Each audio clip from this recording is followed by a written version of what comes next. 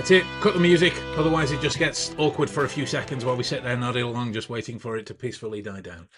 Welcome back to another episode, my lords, ladies and gentlemen. I hope this message, this day, this episode, our faces find you well and you're enjoying your day, whatever it is that you're up to. Gentlemen, how are we this fine Friday afternoon? How's your world? Presumably wet still if it's in England. I mean, I was good before we started, and that piece of music had just taken me to 11, I think. Dang.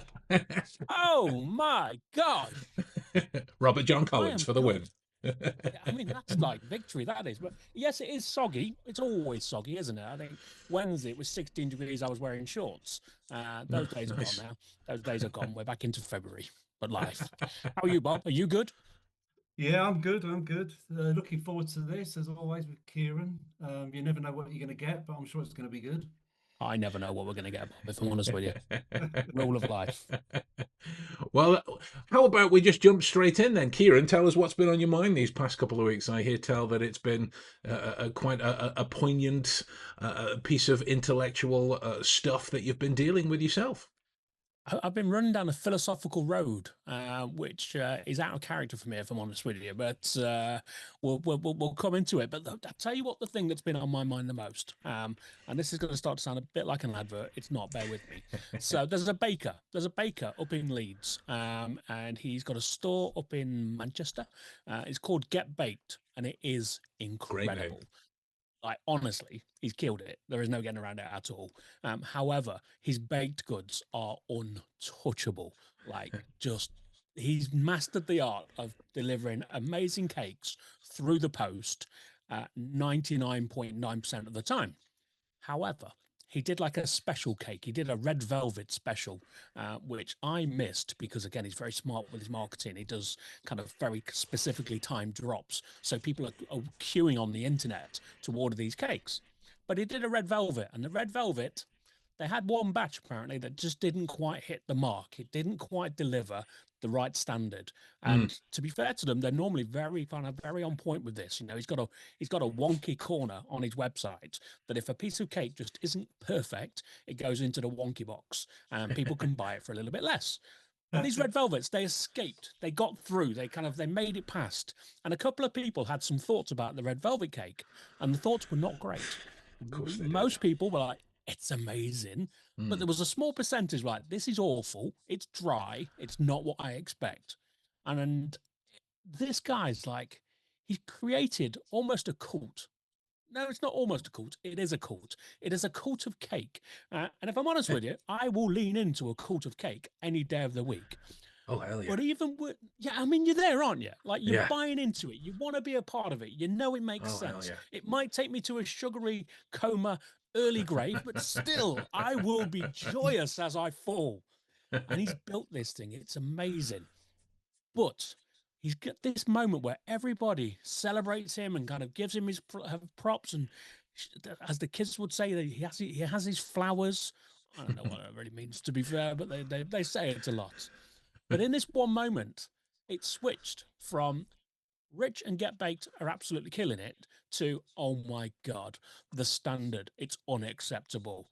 And all of a sudden, these passionate people who've supported him and bought his products, and these are not cheap Get Baked products, I'll be honest with you. I ordered a cake for Christmas, a pie, a Caramac pie, which I shouldn't have done. And it was half price and it was 30 quid. So regularly people are paying £60 for a pie. And it's a good pie. It's a great pie, Bob. Like, you'd love it. It'd bring joy to your heart. But people are spending this amount of money and they're buying into it and they're loving it. But this particular moment where it just didn't quite go right, they flipped. And they flipped to kind of leaving negative Google reviews. And we all know full well, if you're an e-commerce business, if you are leaving negative Google reviews for that, then that person's going to struggle. It's going to give them a hit, and that's not what we're in it for. And it got me thinking of, like, if this cult of cake is able to flip so swiftly and so without conscience, why? And how do we change that? How do we avoid that? And I went down the road of thinking about kind of life in hospitality and taking my kind of dim and distant memories of being an operator. We've talked about it before. I'm old now.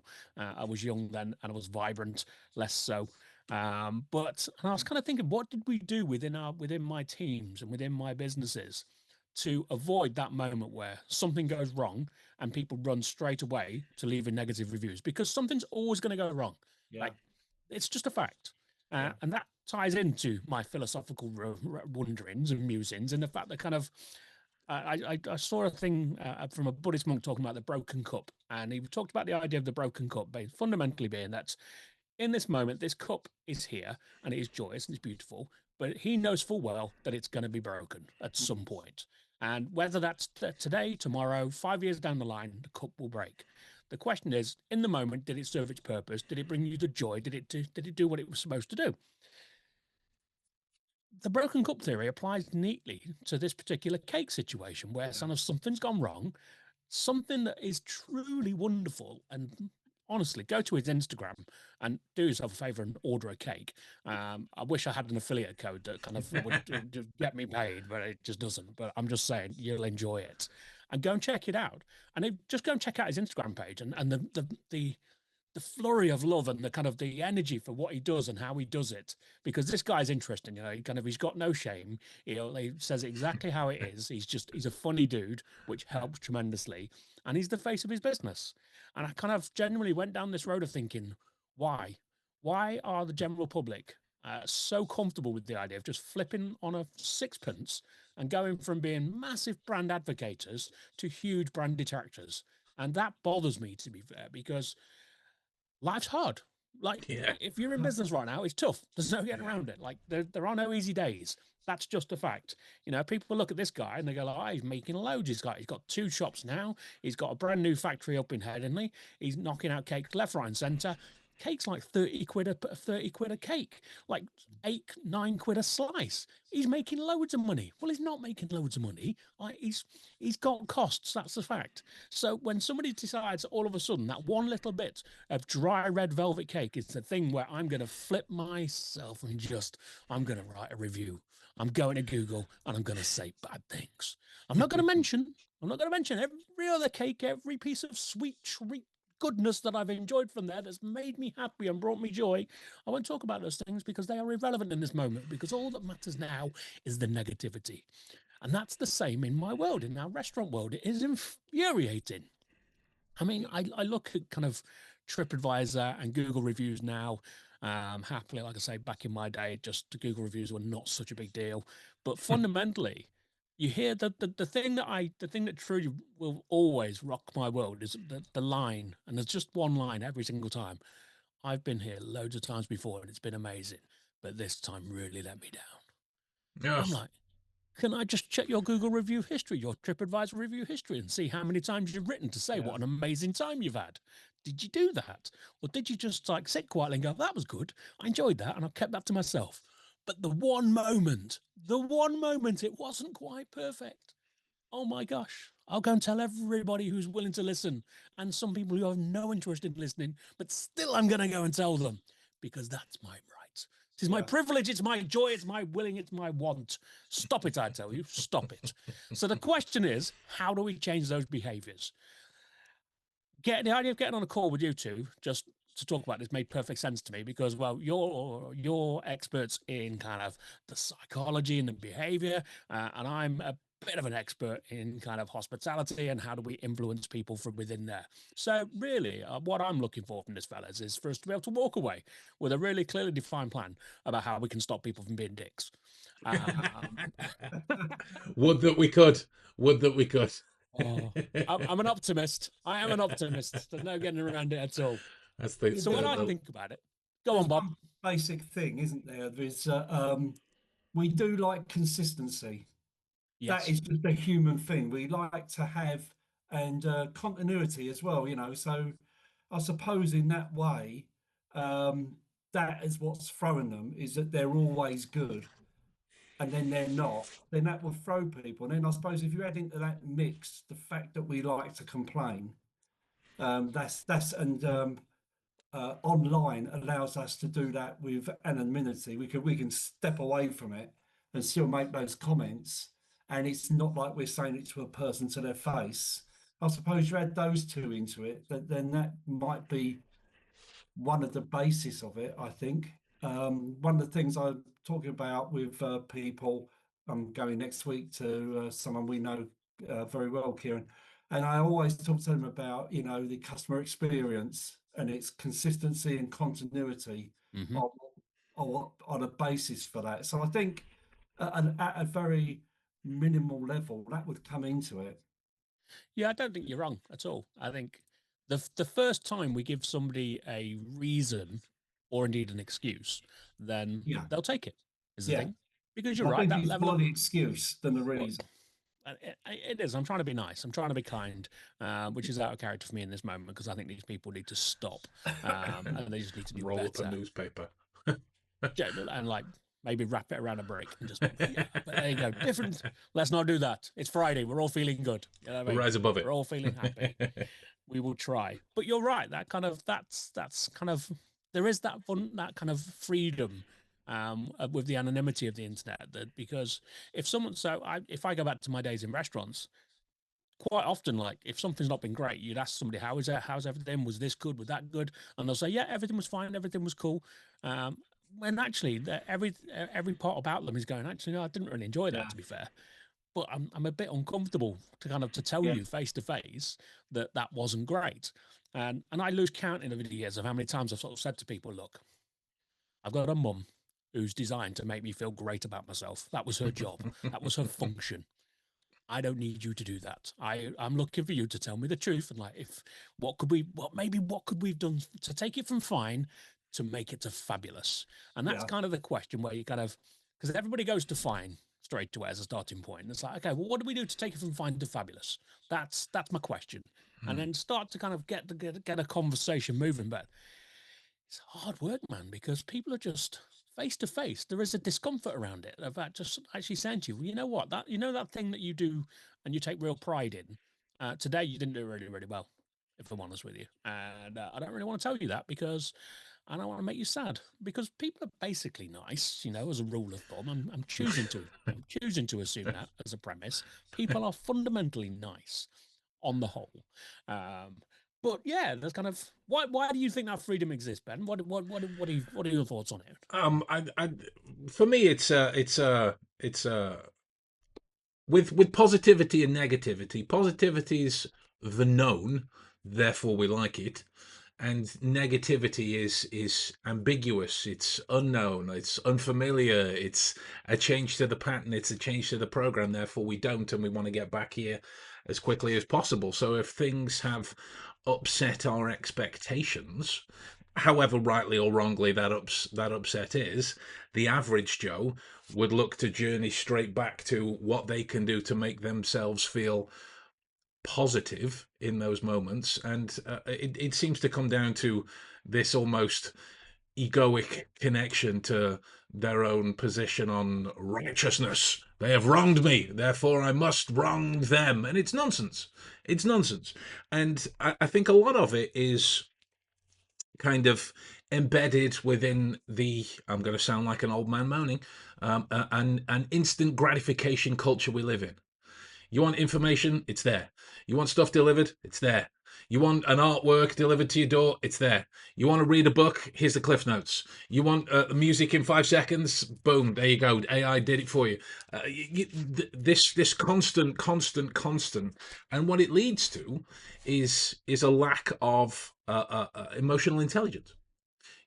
Because there's a position from I will need fact checking. I think it's Antonio Damasio in his research, but I'm not sure. But it's this idea that customers, when they're going to somewhere, yes, they're buying what they want, but it's for an intended feeling. For some it might be they're going to eat their feelings. For some it might be the experience of something fancy. For some it might yeah, be, I don't know, buying their partner or their kid something fun and getting that kind of altruistic feel. So when those feelings aren't validated, it seems to be impossible for the individual to separate the emotion from the decision. And because of this instant gratification culture that we live in, there's no, well, try and be as fair as I can, minimal capacity for critical thinking around the reality of like several hundred good things. Like I'm trying at the moment, just as a digression, I'm a big Scream fan. I love the kind of meta slasher whodunit nonsense of a fun horror movie. That's one of my things in life. And so every time one of these new versions come out, I'm like this with reviewers la la la la la la la, because the immediacy is that these films don't live up to the expectations that these people have just birthed into imagination. And it just I'll put a lid on it. When people in differing jobs, like I'm going to reference him because he's a what's the most diplomatic word? He's a character, Donald Trump. When he says you're a Oh, there's terrible, another C word. There is there another is, C word, but there we'll is. all be nicer. When he says like you're a terrible reporter, you're not a reporter, so you're in no position to judge what reporting is. I Certainly the need to. quality of it. Yeah. Exactly, and that's the same thing in that situation. These people aren't chefs. Most of them, likely, just given the numbers, they're not business owners, so they have no idea of the other side. So there is just that: how can I make myself feel immediately positive and get back to something that I know? Lack of emotional intelligence for me every time. Yeah. Makes me I, sad. I think you're right, and I think it's his sense of ownership as well. If you're charging that amount of money for a cake, you have to, buying it, you have to have a sense of ownership for it. And so, if anything you buy breaks down, who do you blame? That's always the person who made it. Who Yeah. supplied it? Who made it? And on that point, cakes by post, I've not heard of that before. And I'll tell you what, if I ordered that round where I live, someone down the road would really enjoy that when it's delivered, because nothing ever gets delivered to my house. Postal baking's obviously not the thing for you, Bob. I'll be honest with you. No, But I don't think so. just like the way that they've done it, like, and again, we're going to sound like an advert, but fundamentally, they have smashed the whole premise from start to finish, like 99% of the time. Even just the kind of the packaging of it, it is perfect.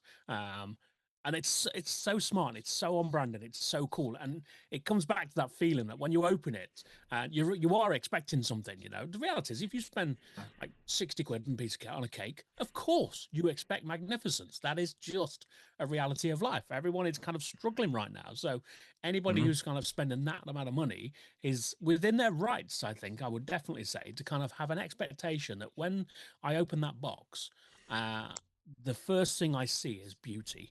The Mm. first thing I feel is just joy, because I smell that cake as it kind of comes out of there. And the first thing I truly feel is anticipation of the fact that within the next 6 seconds, that cake is going to be out of that box and in me. Easy win, to be honest with you. So you're right. There is this kind of this sense of expectation, and I think that's not unreasonable. Like, if I'm really generous, that's not Mm. an unreasonable thing. Mm. However, what is unreasonable is the idea that you could have something, and you know what? If that's the person's first interaction with that brand, and it's not great, I'd say, yeah, okay, you're probably within your rights to be disappointed and go and express that disappointment. I'd say do it in the right way. Go and speak Mm. to the people. Go and give them a chance to correct the problem. If they choose to ignore and not correct, then go to town. Like, do Mm. you go all Mm. in? But if somebody corrects the issue, then all you can do is say, you know what, that wasn't great, but the way you managed it is on point. Mm. So I appreciate that. But if you've been there and you've done it 1,000 times before, even 5 times before, and the 5 times before were great, then just accept the fact that, like, Yeah. sometimes people have a bad day, Yeah. and not, Yeah. not everything's perfect. And I Yeah. think that's probably one of the challenges that we face in the world, is that we expect perfection. We Yeah. expect this concept that everything I pay money for and everything I put my energy into, that somebody else is going to deliver for me, will be amazing. And I want amazing. I want perfection, but I am a smart enough dude and reasonable enough fella to be able to recognize the fact that sometimes I'm not getting that. Sometimes, and this is like personal growth, Bob, I'm going to accept the fact that I'm not going to deliver perfection sometimes. Yeah. And there are moments where I've cocked it up. Now, Yeah. if I cock it up, my intent has got to be about, right, what do I do to fix this? Mm. Because Yeah. Like, there's been a whole thing this week about kind of intent and impact that Mm. like is just it's a huge thing. And like, the intent doesn't have to be bad for sure, but the impact has to be recognized, the fact that like you've Oh, disappointed sure. somebody. And when I think about kind of those days in operations, I kind of, how was I kind of, I was trying to work out what did we do within our teams and within our businesses to get our people to be connecting with our guests on such a level that they felt guilty for maybe going and bad mouthing us on the instead. And like, genuinely, TripAdvisor was a dark, horrible place back in my day as operations. There was no fun to be had there, because most people who go to TripAdvisor, more often than not, are the kind of people who only go when they've got something negative to say. Yeah. Most people aren't going and just saying great things. It's just, some people, they've got a hobby, and some people are just cool. Like, some people like me, it's kind of, they're in the business, and you think, what, if someone's done something to make me smile, I'm going to go and tell the world about it because I want them to do better, and to Mm. to persuade people to go. But that's quite rare, is the honest answer. So what were we doing? And I think about the kind of the behaviors that we had into place, and really it was emotional manipulation. If I'm honest with you, we would basically connect with those guests, and we would be using their name as quickly as we could, Yeah. and we'd be getting to kind of to do that. And it's not about using it every 5 seconds and making them feel weird, because that's just Oh, odd, and it freaks people out a little bit, to be fair. I don't know about you, but I think we've all been there, where someone Yeah. says your name in an oh yeah. interaction 17 times in 7 minutes. I'm like, whoa, like, I'm not forgetting it. I'm not confused. It's Yeah. okay. Alzheimer's has not taken a grip just yet. And I say yet. So kind of having those moments where you kind of, those little acts of connection are really, really important, because Sure. they're the thing that will manipulate. And I've got no shame about saying it as manipulation. I think it just is, to be fair. I want to make sure that everybody walks out the door kind of feeling good about us, whether or not Yeah. they've had a great time or something's not been quite right. And I think I've said before, like, genuinely, some of those best guests and those best kind of brand advocates are people that we've cocked it up for, to be fair, because they see how we respond, Mm. and how we kind of get something right, and we turn it around, and we take ownership, I guess, is the thing. Mm. I kind of talk about accountability a lot as well, and I think that's really important when you get something wrong. Mm. If you can't be accountable and accept where you've gone wrong, then that customer's going to feel so much more comfortable about getting on, literally pulling out their phone as they walk out of your door, and they go into Google immediately, and they're standing at your front door and taking a photo for the review with your smiling face, just like, Mm. yay, have a good day. Just so, Yeah. how would you what tips would you give me, because I'm still out there kind of teaching people how to do this, and it's been a while since I've been in ops.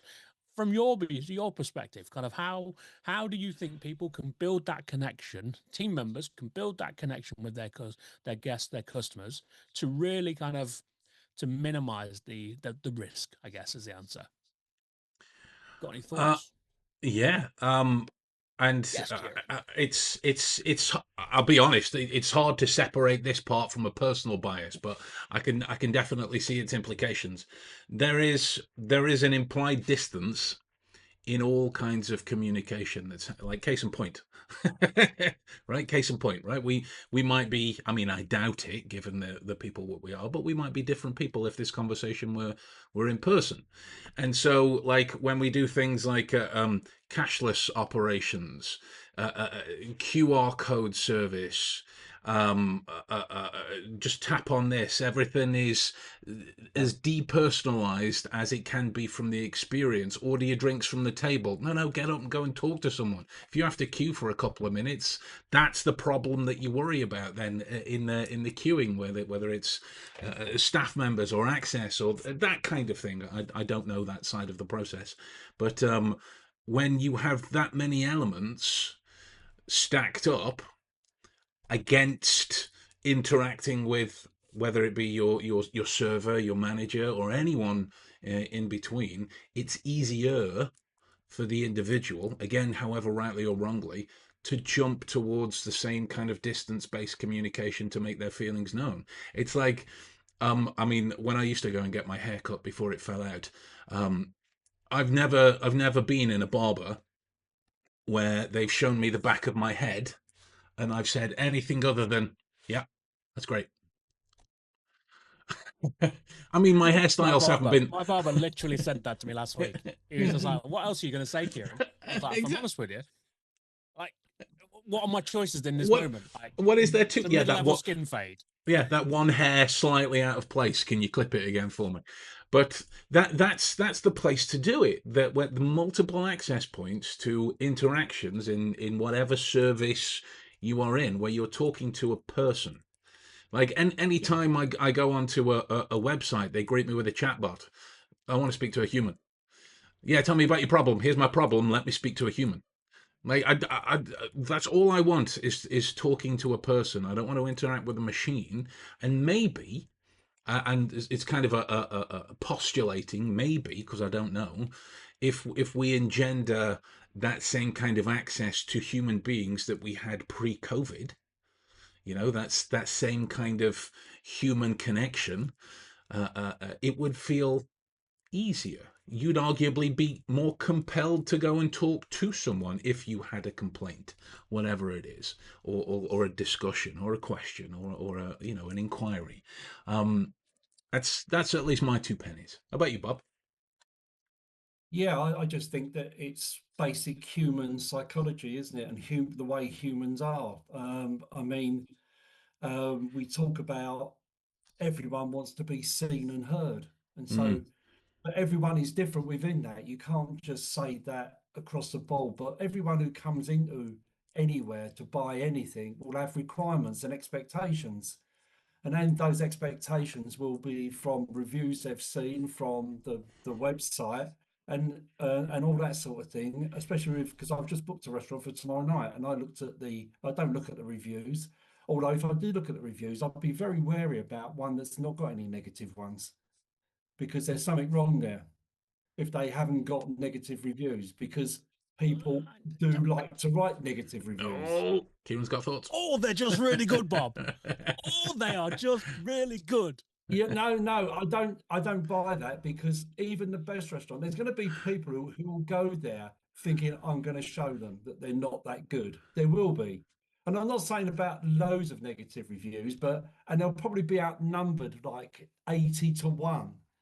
But I would still I'd be a little bit wary if they had none at all, spread across them, maybe, threes, fours, and fives would be. But when they've all just got all fantastic reviews and there's nothing else, then I would be a bit skeptical about that, It's fair. because It is people fair. do like to complain.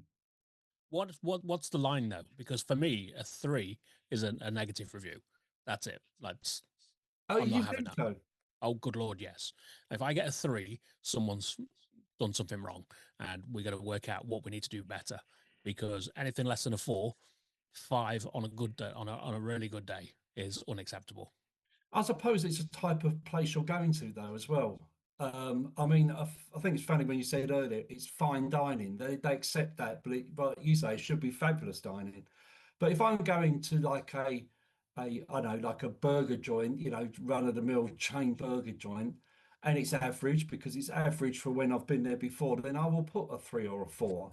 If the service is good, then it's probably a 4. But I think I'm of the opinion it's like the happy sheets when you're doing training, isn't it? Yeah. They all want to get home. They're all going to put it's marvelous on it, because they just want to get away. And plus, you're there looking at. They know you're going to look at them straight afterwards, and even though they don't put their names on, you know who they are. And there's expectations, isn't there? One of my worst habits, Bob, is staring intently at people when they're filling out the happy sheets. It's just Well, I just don't do them. say nice things. Yeah, I just don't do them. But I think you're looking at this from a human psychology point of view, and people have got requirements, like I say, and expectations, but they've also got desires, and their desire probably is in a restaurant is that they will be made to feel like there's something special. And definitely my last experience was when in Sheffield, when I went to a restaurant. I'd been sitting there for half an hour, no one had come to me, and then someone came over and said, "You're supposed to do it from the QR code on the table." And I just walked out. I wasted an hour of my life for nothing, really. And that's I the mean, opposite. what are they thinking in that moment? Just that's and it's critical thinking again. You said at the start, Ben. This is one of the points where we're really falling short. First of all, if that's their standard of when you sit down, you order, you take care of yourself. Hate that. No, give me the option. You can tell me that I've got the choice to do that, or actually, I'm going to come. You're going to come and take my order for me. I'll always engage with you as a person. But if you've not told me that piece of information, who's responsible in that particular moment? Well, it's not you, Yeah. Bob, because No. you've just handed yourself over. You've given responsibility of your next 60 minutes worth of your life, which is kind of valuable. Then do something good with it. Yeah. Serve some purpose, run with it. Say, I'm going to do something magnificent. I am going to ensure that you walk away feeling fabulous rather than just, I'll assume that Bob knows that he's supposed to order his own food because, well, it's 2026 and we've just come through COVID and it is what it is. No, that's so unacceptable to me. It infuriates me. Yeah. How did you respond in that moment, Bob? Other than leaving, obviously, which is the ultimate. Well, I'm done. no, I mean, what happened is, and I won't go, but he came over and he pointed out, talked down to me in a little way that it was actually on the menu at the bottom. But like yourself, I'm aged, and I'm probably more aged than you, and that isn't my template in my brain for how restaurants work. And people have to understand that, that maybe younger people, again, it's knowing your customer, isn't it? If you've got younger people who are used to that, then that wouldn't be a problem. But you've got to know who your clients are and look at them as individual clients when they come in and make sure that you are servicing them in a way that they would like to be served. Without doubt. And it comes back to that you talked about kind of people want to be seen and heard. And I've talked about it a lot over the years, seen, heard, and understood. But actually, in my mind, it's flipped now. It's seen, heard, and engaged. And Yes, that's what people are desperate to feel. yes, So if as hospitality, as restaurateurs, as bar owners, as coffee shop founders, if we're not taking that moment to think about how do I engage people, so before we started, I was talking about this little kind of new coffee shop that's opened up kind of about 10 minutes from me. Omni, it's called. Little Chinese fella, lovely boy he is, and he's opened this shop. It's absolutely cracking. But he does the right thing. He makes the effort to talk to you when you're placing your order. He makes the effort to have a conversation with you when you're kind of out and about. And it's not a huge coffee shop, something like maybe 20 covers. So like he's not doing like figure of 8 laps of his building. He's literally got a figure of 4, and that's about it, to be fair. But he's always looking for the opportunity to have a conversation with you and to take feedback. And if we're not doing that, then we're falling short is a simple answer. And it blows me away that somebody would just look at you and go, it's on the menu. It's like, well, no, what you've done now is you've made this my problem. And I'm going to be really clear with you. It is not my problem. This is very much your problem, my little friend. Oh, I the think good people are if you look sorry. at Maslow's hierarchy of needs, and I did, I've sort of adapted that for customer facing people, put it that way, and for me, what people really want when they first walk into somewhere is they want approval from someone there. Oh, Yeah, you've made a really good choice. And that's the approval they want because, you're offering them a service and you should approve of them for wanting to take that service. And the next one up from that is that you accept them. Like they didn't accept, me for I'm an old bastard and I can't, don't read the menu like that or understand even if it's on the menu what it actually means. So I think at the base end of that sort of 6 A's that I do, they're the two that really need to get straight away because you only have microseconds to make a first impression. You've got that impression in your head of what you expect, your requirements, expectations, and desires. But as soon as you walk through that door, it's instantaneous, yeah, and it's that breaks it. it really is. Not everyone will want to have that conversation, like the Americans when they say have a nice day. Now, they don't mean it. No, not everyone wants that, but everyone should have the opportunity to let you know what type of conversation they want to have with you. But that's where it goes wrong, where people don't understand. Everyone is different, but everyone that's at the base of it have got the same expectations. And that is to be approved of, and to be acknowledged Yeah. and accepted. It's just not complicated, is it? Not It's really. it's really not. And I think, I think back to, when I was talking about kind of how did I get my teams to kind of build that relationship so that people didn't necessarily jump straight to the idea of kind of leaving a negative review for a bad experience. Well, the starting point was helping the team to understand that actually their intent is not always delivered, and the impact of what happens is really the most important thing. Because if the guest, whether or not, nobody in my industry wants to give a bad experience, unless you go to that horrible diner, Karen's diner, where they just shout at you and call you a cretin because that's their jam. Yeah. It's one of the rare businesses, I'm not sad to say, they went into administration, because it's a terrible idea. We designed, my industry is about making people feel special. It's about making people feel loved, seen, and making people feel cared for. And all of that stuff you've just talked about, Bob, that when you walk through the door, you just want to feel validated. You want to Yeah. feel like I've made a good choice. Well, that's our job, is to make you feel like you've made a good decision. And then you walk out the door, a good decision will be to either go and write a really nice review, or just not write a review at all. Like that's kind of it, to be fair.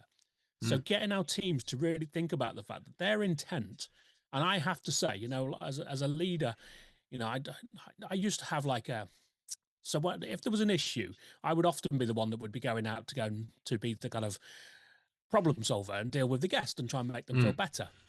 And for a good while, I wasn't conscious, but I apparently used to have a smirk on my face quite a lot. And I should have been aware of it, because I remember my mum as a teenage boy telling me I had a mutinous look. And I think that might be what they were talking about, if I'm honest with you. Mutinous. What a word. I don't think it ever left me. But I remember that, like, when I would go and sit, I'd go out and try and talk to people. And my intent is to make them feel better. It's to make them feel good. And it's to solve their issue and to turn it around so that when all they're thinking about now is actually, yeah, that was great. I feel good in this moment. Like, it might have been crap, but this is now great. That was my intent.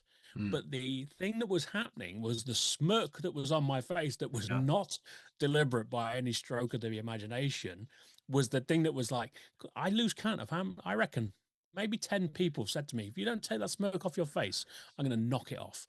And I remember thinking, that's quite harsh. Am I smirking?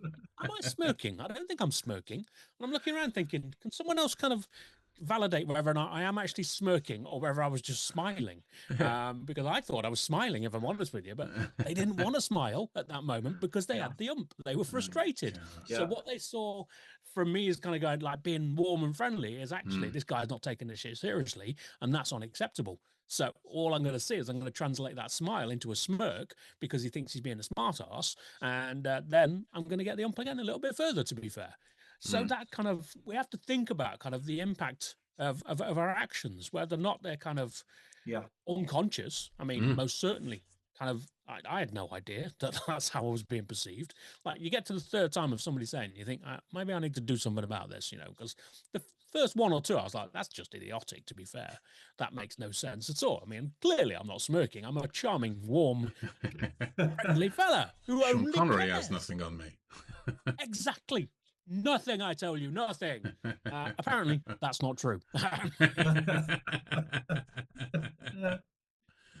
So 3 times in, you've got to take a step back and think, well, actually, what am I doing? And what's in my mind? And what am I trying to do? And how is that now coming across? Because there was a gap between, again, intent and impact. Intent is, I'm going to make you smile. I'm going to turn this around. I'm going to have you feeling like we're best friends. And I reckon in those situations, probably about 99 out of 100 people were like, this guy's lovely. This is amazing. He's fixed this. But the 1 out of 100 who was like, actually, he's a smart ass, smarmy looking dick, and I'd quite like to knock his teeth through his face. They were the bigger problem, because they're the ones who then go and tell the story to anybody and his dog. Exactly. Yeah. And they become the one who wants to entertain the room. That's the thing. They're the ones.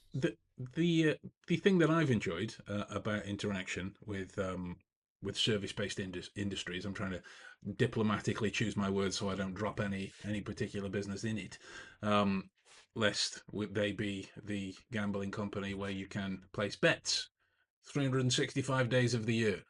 I can't say enough bad things about them. But this idea that this idea that memory drives loyalty and disloyalty on the other side of it as well. Yeah.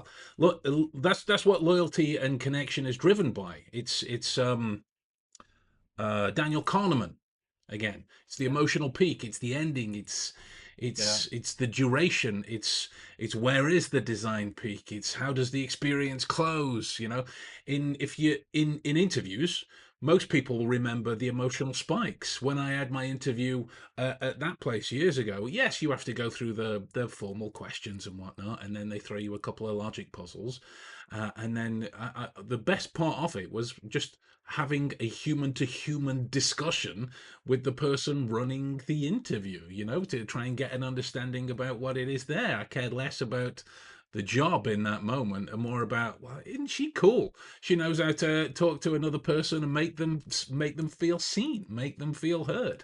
You know, memory in that sense it's not a recording where, you know, as much as we all like to think we've got a clear result of it, if we tell the story again, the memory becomes tactile and it recodes again in a different manner. So it's constantly taken out of tune. We assume somebody's confident story about how shitty their service was is an exact reflection of what it is, because they tell it so distinctly and so Yeah.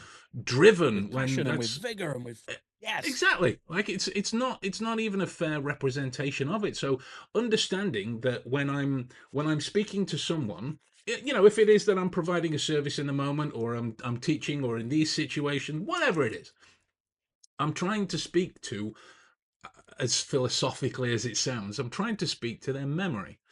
If Yeah. they go away with the content, awesome, that's great. You know, I'll take that as a secondary win.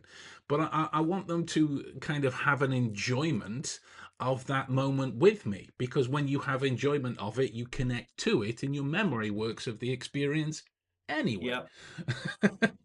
You know, and so it's less cognition, it's less taxing on all of the other things that you have to worry about.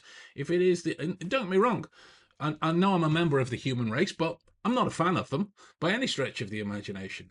But that's very much a Ricky Gervais line. But in that moment, connection, sincere, you know, you can sincerely connect with somebody who wants to complain in the same manner that you can connect to somebody that wants to give you a wonderful review. So long as it's done with integrity and with intent and with sincerity, that situation is going to go a lot better than you just going through the motions. Fill in this form, we'll take it down, we'll send you out a voucher or whatever it is. This is why this is why I said earlier, I've got kind of a personal bias around the depersonalization properties of the whole experience. If I can go out of my way to put my face in front of somebody during the moment, I'm going to, because most of my communication revolves around this way, and emails and text messages and phone calls.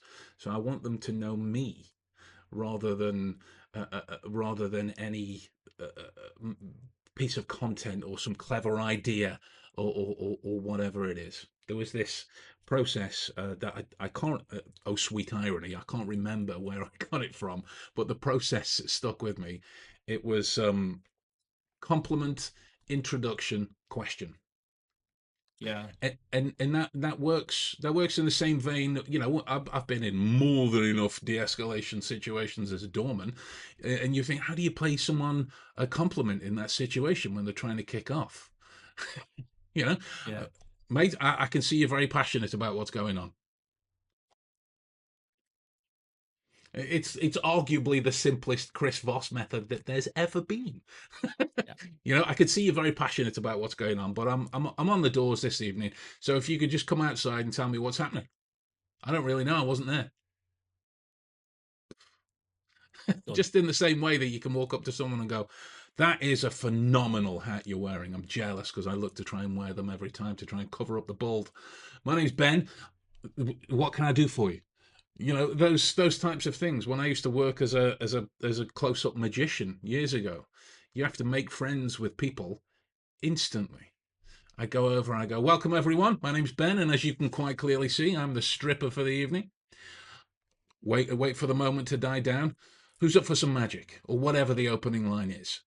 And just roll into that, but speak to memories. And I'm trying to keep it scientific or clinical than philosophical. Speak to memory processes in that Mhm. moment. It's a great way of navigating the whole experience. Yeah, yeah, 100%. um I adore the so fact that you were a close-up magician. I'm here for that. yeah, I spent How did I I not mean know that about you? Uh, well, it was kind of relevant to what we were saying earlier about the cake guy. Actually, there is this idea with mentalists, specifically the guys that pretend to read minds, that you can be too perfect. So if you ask somebody to think of something, and by virtue of the trick or whatever it is, you already know what it is. So if you just tell them it's grey elephants in Denmark or whatever it is, it's too perfect. It invites disbelief by being too perfect.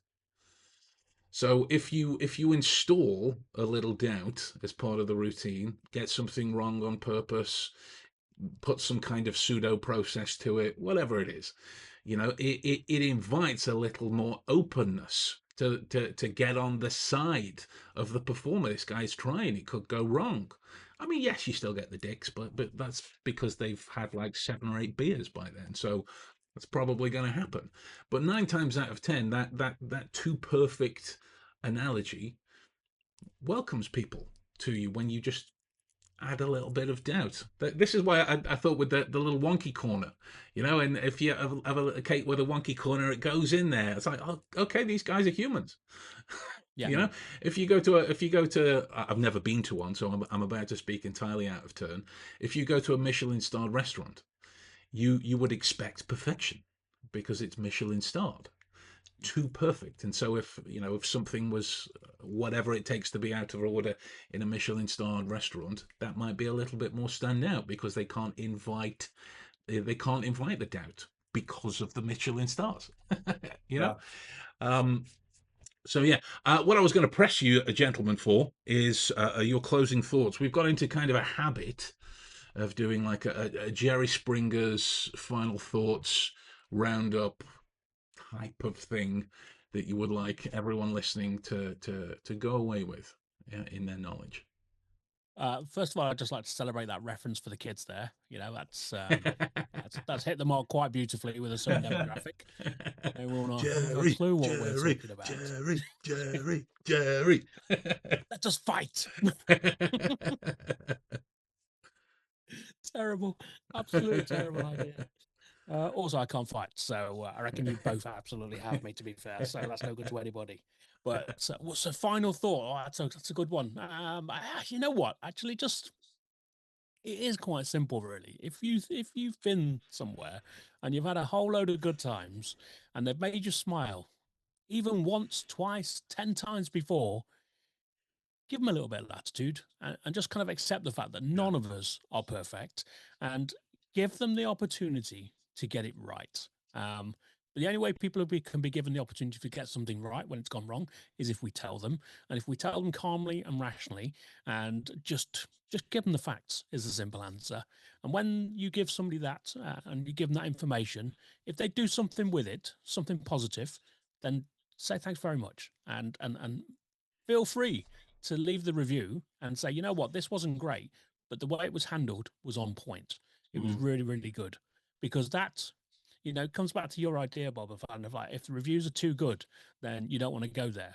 Well, the reality is, if someone says, actually, this was a disaster, but this is Yeah. what they did to turn it around, all of a sudden, what that gives you is that clarity and that comfort that even if something does go wrong, on the mm, rare chances that things do, somebody's got a plan to make it better. So just be cool, be nice, and treat yourself to a Michelin star restaurant, dude. It'll just change the game for you. It really will. amazing. At some Can't point, wait. you're going to come to Nottingham, and we will go and we will eat Michelin star food at Al Camellia in Nottingham, which is one of my Oof. favourites, and it will I, change your life. I'll hold you to it. So yeah, thank you. It's got to happen. But yeah, man, just be nice. Like something goes wrong, Just accept the fact that we all make mistakes. Mm. Give somebody the chance to turn it around. And if they turn it around, say thank you very much. If they choose to do nothing with it and leave you feeling disappointed, where after 30 minutes you've just been like, well, you've just made this my problem, then tell the world. I'm okay with that, because we got to own that. Mm.